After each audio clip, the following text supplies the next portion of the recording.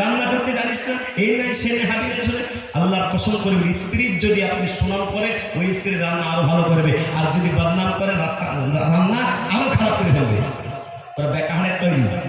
এ বাবা, এই জন্য বলা হয়েছে যদি জামাটা আপনার কেচে দিয়েছে, জামাটা পরিষ্কার করেছে, প্রেস করে দিয়েছে, একবার ধারণ করেছে, জামাটা পরবেন আর বলবেন বাহ তুমি মনে হচ্ছে ধোপাকে ফেল করে দিয়েছ, দেখবেন মন থেকে বড় খুশি হবে, সংসারে ঝামেলা আসবে না।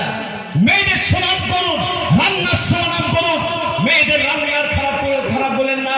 মেয়েদের কাজ কত, একটা বাচ্চাকে মানুষ করতে করতে আপনার রান্না করে, গোটা বাড়ি দিয়ে সাফ করে, আবার আপনার খেদমত করে, এটা কম বড় মনে করে না। আর যারা ওই স্ত্রীকে গালি দেয় মানে জানতে হবে জাল্লাদের বড় ভাই। কথাটা বুঝতে পারছেন না? পারছেন না? আপনাদের এলাকায় নাই মনে হয় এরকম মারনে বলা আছে না? এবার আছে না নাই? এবার আছে না নাই? ছেলেদের বললি মেয়েদের বললি হবে, কিছু বলেন না, মানে বললি ফেসে দেবেন নাকি? ও হুজুর শুনে নেই, খালি মেয়েদের বললে হবে না, ছেলেদের।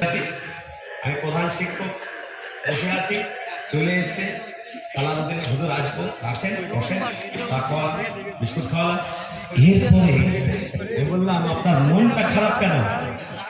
জেনে রাখবেন মানুষের সামনে যখন প্রস্তাবিত হবেন, মানুষের সামনে হবেন, মুস্কি হাসবেন। হাসি একটা শয়তানি হাসি আর একটা সুন্নতি হাসি। এই হাসির ভিতরে দু রকম হাসি। কয় রকম জেনে বলুন? তিন রকম। একটা হাসি হলো সুন্নতি, আর একটা হলো একটা মুচকি হাসি, শয়তানি হাসি। শয়তানি হাসি কি বাবা? এক নম্বর আপনাদের বলি মুস্কি হাসি, যেটা সামনে কাজ দুটো দাঁত বেরোবে, এই মুস্কি হাসি নবীজি যার সামনে বসতেই টেনশন থাকবে, নবীজি সুন্দর করে হাসি দিতেন, এটা হলো সুন্নতি হাসি, যে হাসির আওয়াজ নাই।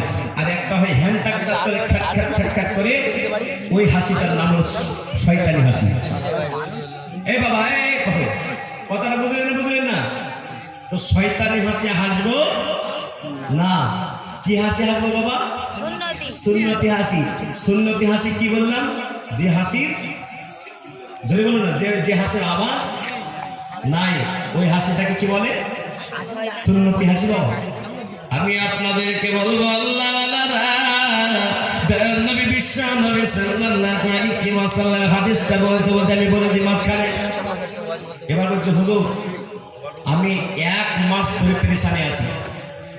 এই বাবা 1 মাস ধরে পেরেশানটা কি বলেন? বলছে মহাশয় আল্লাহ তো, আপনি তো জানেন আল্লাহ জমি জায়গা বাড়ি ঘর ব্যবসা বাণিজ্য সবকিছু আল্লাহ দিয়েছে, কিন্তু জেনে রাখবেন আপনার তাজমহল যদি বাড়ি হয়